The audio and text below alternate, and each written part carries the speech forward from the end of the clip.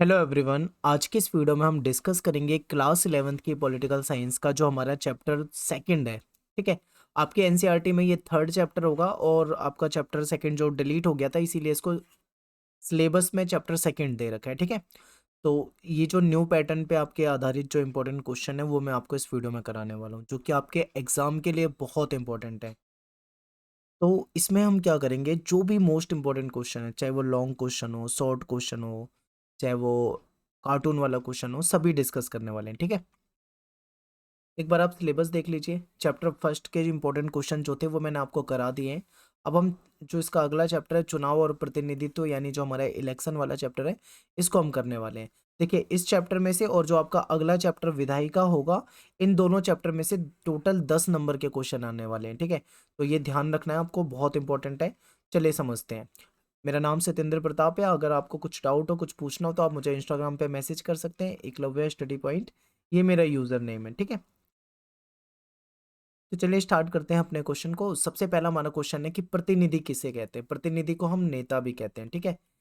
आप सभी जानते हैं कि नेता कौन होते हैं, तो इसका आंसर क्या लिखेंगे हम लिखेंगे कि चुनाव प्रक्रिया द्वारा जनता जिस व्यक्ति को चुनकर संसद या विधानसभा में भेजती है, ठीक है, जिसको मतलब वोट देकर उसको जिताकर संसद में या विधानसभा में जिसको हम भेजते हैं वो हमारा प्रतिनिधि कहलाता है। ठीक है। उसको हम अपना लीडर भी कहते हैं, अपना नेता कहते हैं, अपना प्रतिनिधि कहते हैं। और ये जो क्वेश्चन है ये शॉर्ट क्वेश्चन है। ठीक है। इसमें 1 से 2 मार्क्स वाले क्वेश्चन मैं आपको पहले करा रहा हूँ। नेक्स्ट क्वेश्चन है कि हम प्रतिनिधि को क्यों चुनते हैं, कि आखिर हम नेताओं को चुनते ही क्यों हैं। वो हम इसलिए चुनते हैं क्योंकि देखिए जनता जो है, आपको पता है देश कितना बड़ा है, देश में इतनी बड़ी संख्या में जनता रहती है। तो ऐसे में क्या है कि डायरेक्ट जनता शामिल नहीं हो सकती अपने अपने किसी भी बड़े फैसले के लिए। तो ऐसे में क्या होता है कि विशाल जनसंख्या और बड़े क्षेत्रफल के कारण कानून बनाते समय या फैसले लेते समय सभी नागरिक डायरेक्ट मतलब प्रत्यक्ष रूप से तो हिस्सा नहीं ले पाएंगे। तो इसलिए हम क्या करते हैं, अपने नेता को यानी अपने प्रतिनिधि को चुन के भेज देते हैं। ठीक है। मान लो कोई कानून बनाना है, अब उस कानून के निर्माण में करोड़ों लोग रहते हैं देश में, वो सारे के सारे तो शामिल नहीं हो सकते डायरेक्ट। तो इसीलिए क्या करते हैं, सभी लोग अपने अपने नेता को वोट देकर जिताकर संसद में भेजते हैं। फिर वो जो हमारे प्रतिनिधि होते हैं, जो हमारे नेता होते हैं, वो हमारे लिए फैसला लेते हैं। ठीक है। नेक्स्ट क्वेश्चन देखते हैं। अगला क्वेश्चन है कि चुनाव या निर्वाचन किसे कहते हैं। ठीक है। चुनाव किसे कहते हैं, निर्वाचन किसे कहते हैं। तो चुनाव का मतलब क्या होता है, आप सभी जानते हैं हमारे देश में चुनाव होते हैं। चुनाव एक प्रणाली है। ठीक है। चुनाव प्रणाली के तहत क्या करते हैं, जो वोटर्स होते हैं, जो मतदाता होते हैं, वो अपने प्रतिनिधि को वोट करते हैं। ठीक है। तो देखिए जनता जिस विधि के द्वारा यानी जनता जो होती है जिस विधि जिस तरीके के द्वारा अपने प्रतिनिधि यानी अपने नेताओं को, ठीक है, अपने नेता को चुनती है, उसको हम चुनाव कहते हैं या फिर इसको निर्वाचन भी कहा जाता है। ठीक है। इसको हम इलेक्शन कहते हैं। तो बहुत ही सिंपल है। आगे चलते हैं। नेक्स्ट क्वेश्चन है कि प्रत्यक्ष लोकतंत्र से क्या अभिप्राय है। ठीक है। देखिए लोकतंत्र को हम दो तरीके से पढ़ते हैं, एक होता है प्रत्यक्ष लोकतंत्र और एक होता है अप्रत्यक्ष लोकतंत्र। तो प्रत्यक्ष और अप्रत्यक्ष लोकतंत्र में कई बार आपसे वो भी पूछ लेते हैं कि इन दोनों में डिफरेंस क्या है। तो देखिए प्रत्यक्ष और अप्रत्यक्ष दोनों ही आपको समझाऊंगा। प्रत्यक्ष लोकतंत्र में क्या होता है, प्रत्यक्ष का मतलब आप समझ लीजिए, मैं इसको डायरेक्ट लिख सकता हूं। इसको बोलते हैं डायरेक्ट और इसको बोलते हैं इनडायरेक्ट। ठीक है। यानी कि जहां पे जनता डायरेक्ट शामिल हो जाए किसी फैसले को लेने में तो उसे प्रत्यक्ष लोकतंत्र कहेंगे। लेकिन जहां पे जनता डायरेक्ट शामिल ना हो उसको हम अप्रत्यक्ष लोकतंत्र कहेंगे। ठीक है। तो समझिए बहुत ही आसान है। देखिए क्या होता है कि नागरिक जो होते हैं, जो जनता होती है, वो रोजमर्रा के जो फैसले होते हैं, ठीक है, उनको और सरकार चलाने में सीधा भाग लेती है, जहां पे सीधा भाग लेती है, जैसे कि हाथ उठाकर। तो इसे हम क्या बोलेंगे, इसे हम बोलेंगे प्रत्यक्ष लोकतंत्र। एग्जाम्पल आपको देता हूँ। जैसे मान लीजिए आपकी क्लास में कोई आपकी क्लास में टीचर है, ठीक है, और मान लीजिए आपकी क्लास में 40 बच्चे पढ़ते हैं। तो टीचर ये फैसला लेते हैं कि किस इन 40 बच्चों में से किसी एक बच्चे को मॉनिटर बनाया जाए।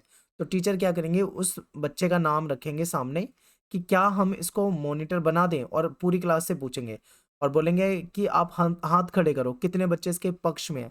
अगर मोस्टली बच्चे उसके सपोर्ट में हाथ खड़ा करते हैं तो ये क्या हुआ, उन्होंने एट ए टाइम, एग्जाम्पल बता रहा हूँ, एट ए टाइम उन्होंने क्लास में बच्चों से पूछा, बच्चों ने अपना हाथ उठाकर उसको समर्थन किया या कुछ ने नहीं भी हाथ उठाया होगा। तो इससे ये प्रत्यक्ष हो गया, मतलब कि डायरेक्ट ही उन्होंने पूछा और डायरेक्ट आंसर मिल गया, उसके आधार पे वो फैसला लेंगे कि इसको बनाना है या नहीं बनाना। इस व्यवस्था को हम क्या बोलते हैं? प्रत्यक्ष लोकतंत्र। ठीक है, ऐसा कहाँ पे होता था? प्राचीन यूनान में होता था, या ग्राम सभा वगैरह में भी होता है। ग्राम सभा में जो गांव सभा होती है, सभा के सारे लोग मेंबर उसमें होते हैं। कोई फैसला अगर पंचायत लेती है तो वो ग्राम सभा के सामने उस फैसले को रखती है। ठीक है, उस बात को रखती है। तो उसके बाद जो लोग समर्थन करते हैं तो वो डायरेक्ट होता है। ठीक है, इसको बोलते हैं प्रत्यक्ष। और अप्रत्यक्ष लोकतंत्र में क्या होता है? इसमें क्या होता है? जनता डायरेक्ट नहीं बल्कि अपने प्रतिनिधि को भेजकर सरकार की जो कार्यवाही होती है उसमें भाग लेती है, जैसे भारत में और इंग्लैंड में होता है। हमारे यहाँ क्या होता है कि हम सीधा थोड़ी कानून बनाते हैं, हम कानून नहीं बनाते। कौन कानून बनाता है? हमारे द्वारा चुने हुए नेता, यानी यहाँ पे है जनता। जनता किसको चुनेगी? नेता को। ठीक है, हमने क्या करा? नेता को चुना, और नेता सारे फैसले ले रहे हैं, नेता फिर पॉलिसी को बना रहे हैं। ठीक है, तो यहाँ पे आपको क्लियर समझ में आया कि डायरेक्ट हम थोड़ी पॉलिसी बना रहे हैं, हम थोड़ी कानून बना रहे हैं, हमारे द्वारा चुने हुए प्रतिनिधि बना रहे हैं। इसको हम बोलते हैं अप्रत्यक्ष, यानी कि इनडायरेक्ट। आई होप आपको बहुत ही आसानी से समझ में आ गया होगा। ठीक है, बिल्कुल भी मुश्किल नहीं है ये। नेक्स्ट है हमारा कि मतदाता किसे कहते हैं, वोटर्स किसे कहते हैं। तो आप सभी जानते हैं कि भाई जो भी हमारे देश में 18 वर्ष की आयु पूरी कर चुका हो और वोट देने का अधिकार रखता हो, उसको हम वोटर्स कहते हैं। ठीक है, मतदाता कहते हैं। तो मतदाता कौन होंगे? ऐसे लोग जो 18 वर्ष की आयु पार कर चुके हैं और मतदान करने के योग्य हो जाते हैं। ठीक है, इन्हीं को हम क्या बोलते हैं? मतदाता बोलते हैं। नेक्स्ट क्वेश्चन देखिए, भारत के प्रथम चुनाव आयुक्त कौन थे? भाई मोस्ट इंपॉर्टेंट क्वेश्चन है, इसको तो आपको बिल्कुल, आप इसे याद कर लो। ठीक है, याद करना है आपको, क्योंकि पेपर में बहुत ज्यादा पूछा जाने वाला क्वेश्चन है। पहले चुनाव आयुक्त जो थे वो थे सुकुमार सेन। अगला क्वेश्चन है कि राजनीतिक दल जो होते हैं, हमारी जो पॉलिटिकल पार्टियां होती है, ठीक है, इनको चुनाव चिन्ह जो होता है, चुनाव चिन्ह कौन देता है इनको? किसके द्वारा चुनाव चिन्ह मिलता है? तो इसको चुनाव चिन्ह मिलता है चुनाव आयोग के द्वारा, या जो हमारा इलेक्शन कमीशन होता है, ये इसको क्या करता है? चुनाव चिन्ह देता है राजनीतिक पार्टी को। एक चुनाव प्रणाली है जिसको बोलते हैं फर्स्ट पास्ट द पोस्ट प्रणाली। इसका क्या मतलब होता है? बहुत ही सिंपल है। देखिए, इसमें क्या होता है कि जैसे मान लीजिए कहीं पे वोटिंग हो रही है, तो बहुत सारी पार्टियों के कैंडिडेट उसमें चुनाव लड़ते हैं। तो जिसको सबसे ज्यादा वोट मिल जाते हैं, ठीक है, जिसको सबसे ज्यादा वोट मिल जाते हैं, सर्वाधिक वोट मिल जाते हैं, वो चुनाव को जीत जाता है। इसी को हम क्या बोलते हैं? फर्स्ट पास्ट द पोस्ट प्रणाली। यानी कि इसका अर्थ यह है कि जिसने सबसे ज्यादा वोट मिलेंगे वही जीतेगा। ठीक है, ये बहुत ही सिंपल प्रोसेस होता है चुनाव का। इसके बाद नेक्स्ट है कि परिसीमन आयोग से क्या समझते हो आप? इसका गठन कौन करता है? तो देखिए, भारत में जो निर्वाचन आयोग के है, यानी हमारा जो इलेक्शन कमीशन है, इसके साथ काम करने वाली एक संस्था है जो कि निर्वाचन क्षेत्रों की सीमा तय करती है। ठीक है, ये क्या करती है कि एरिया डिवाइड करती है कि ये निर्वाचन क्षेत्र हो गया, ये निर्वाचन क्षेत्र हो गया, उसको डिवाइड करती है। और आरक्षित निर्वाचन क्षेत्रों का यही निर्धारण करते हैं, इसी को हम परिसीमन आयोग कहते हैं। और इसका जो गठन होता है वो हमारे जो राष्ट्रपति होते हैं उनके द्वारा किया जाता है। ठीक है, बहुत ही आसान है और बहुत ही, इसको मैं मोस्ट इंपॉर्टेंट क्वेश्चन की कैटेगरी में रखूंगा क्योंकि पेपर में कई बार पूछा जाता है।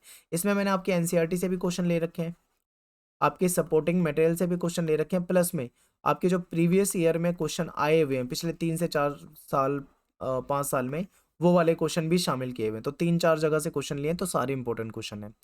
नेक्स्ट क्वेश्चन है, ये काफी पेपर में पूछा जाता है कि बताइए जो सर्वाधिक वोट पाने वाली जो नीति है और दूसरी जो समानुपातिक प्रतिनिधित्व प्रणाली है, इन दोनों के अंदर क्या अंतर होता है? देखिए, सर्वाधिक वोट पाने वाली जो सिस्टम है, इसमें क्या होता है कि देश को छोटे छोटे हिस्सों में यानी निर्वाचन क्षेत्र में बांट दिया जाता है। ठीक है, और इसमें क्या होता है, हर निर्वाचन क्षेत्र में एक कैंडिडेट को जिताया जाता है, जीत के आता है।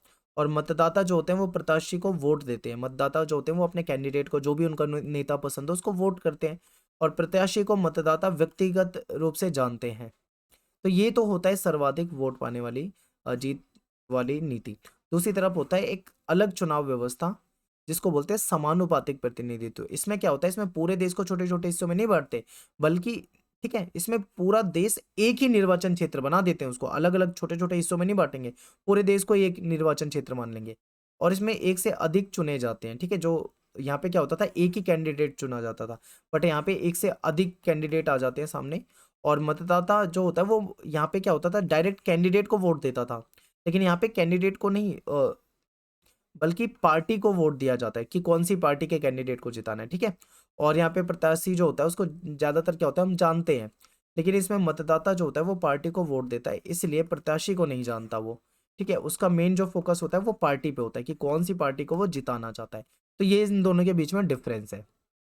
अगला क्वेश्चन है, पेपर में कई बार आता है कि भारत के जो निर्वाचन आयोग है, जो हमारा इलेक्शन कमीशन है, इसके चार कोई काम बताइए। तो इलेक्शन कमीशन का काम होता है मतदाता सूची तैयार करना, यानी जो वोटर्स की जो लिस्ट होती है, वोटर्स लिस्ट, उसको बनाता है ये।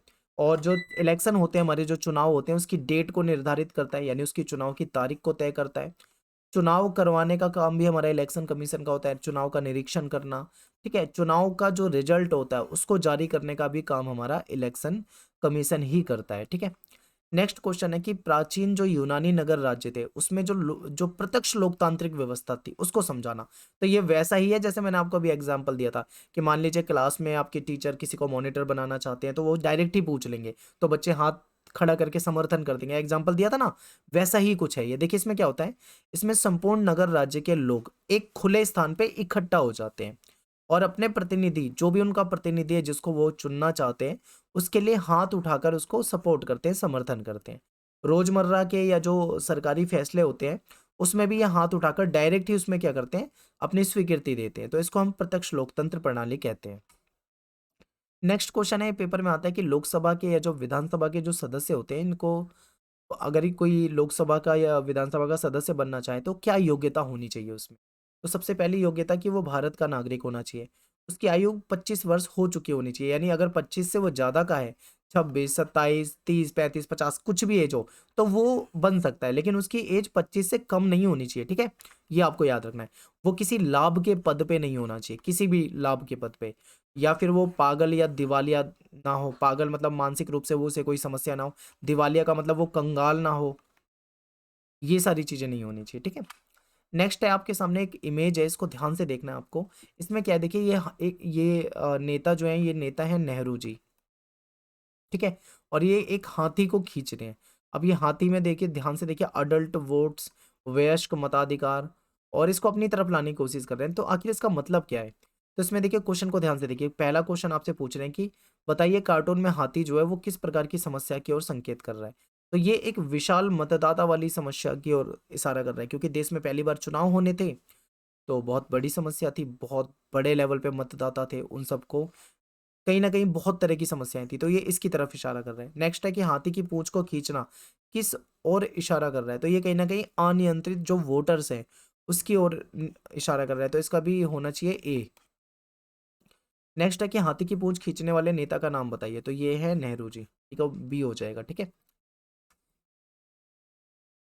नेक्स्ट क्वेश्चन है कि भारतीय चुनाव प्रणाली जो है, हमारी जो इलेक्शन की जो प्रोसेस है, उसमें सुधार जो है वो कैसे किया जा सकता है। ठीक है, आपको पता है कि हमारी जो चुनाव की प्रणाली है उसमें कई तरह की समस्याएं हैं, तो उसको सुधार करने के लिए क्या किया जा सकता है, यह आता है पेपर में। तो देखिए इसमें ये किया जा सकता है कि सर्वाधिक जीत प्रणाली वाला जो सिस्टम है हमारे यहाँ, इसको हटाकर समानुपातिक प्रतिनिधित्व प्रणाली को अपना लें, या तो ये हो सकता है। दूसरा क्या है कि संसदीय और विधानसभा में जो चुनाव होते हैं उसमें जो सीटें निर्धारित की जाती है उसमें 1/3 कम से कम 1/3 सीटों को महिलाओं को आरक्षण दे दिया जाए, महिलाओं को वो सीटें दे दी जाए। या ये हो सकता है कि चुनाव में जो पैसे का प्रभाव होता है, आपको पता है चुनाव में पैसा बहुत लगाते हैं और पैसा बांटा भी जाता है छुपे तौर पे, लालच दिया जाता है, तो ये अगर इस प्रभाव को कम कर दें तो भी सुधार हो जाएगा। जो क्रिमिनल टाइप के उम्मीदवार होते हैं, जो मतलब जो क्रिमिनल एक्टिविटी में शामिल होते हैं, ऐसे नेता को बिल्कुल भी चुनाव लड़ने का अधिकार ना दिया जाए। अगर ये हो जाएगा तो भी सुधार हो जाएगा। चुनाव में क्या होता है, जो प्रचार किया जाता है तो उसमें जाति का, धर्म का प्रयोग किया जाता है, जो कि गलत है, ये भी नहीं होना चाहिए। ठीक है, इसके बाद राजनीतिक दलों में पारदर्शिता होनी चाहिए और लोकतंत्र होना चाहिए, तो ये कुछ सुधार किए जा सकते हैं। अगला है कि चुनाव और लोकतंत्र जो है ये दोनों एक ही सिक्के के पहलू होते हैं। इसके बारे में आपको समझाना है कि आखिर हम ऐसा क्यों कह रहे हैं इसे। देखिए जो प्रतिनिधि होते हैं, हमारे जो नेता होते हैं, वो चुनाव जीतकर सरकार में जनता की जो भागीदारी को सुनिश्चित करते हैं। हमारे जो कैंडिडेट होते हैं, जो हमारे नेता होते हैं, वो चुनाव लड़ते हैं, जीतते हैं, और जीतने के बाद जनता के लिए ही काम करते हैं। ठीक है, जो चुना हुआ प्रतिनिधि होता है वो जनमत के अनुसार काम करेगा। और जनमत के अनुसार करेगा यानी जनता के अनुसार करेगा, तो इस व्यवस्था में जनता में आत्मविश्वास की भावना बढ़ती है।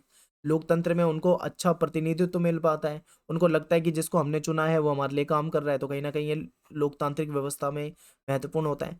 और नागरिकों के अधिकार अधिकार जो होते हैं और स्वतंत्रता की सुरक्षा भी, इसको भी सही प्रतिनिधित्व मिल पाता है। तो इस तरीके से हम कह सकते हैं कि चुनाव और लोकतंत्र एक ही सिक्के के दो पहलू हैं। अगर चुनाव निष्पक्ष नहीं होगा तो लोकतंत्र नहीं हो पाएगा। ठीक है, तो ये चीजें हैं।